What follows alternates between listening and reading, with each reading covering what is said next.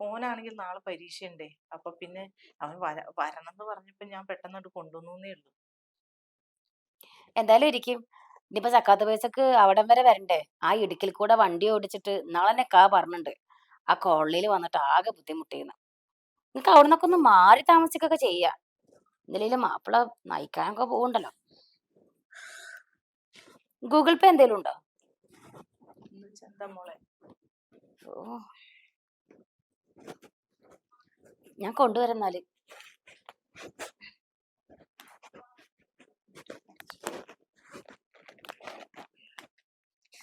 പോയാലോ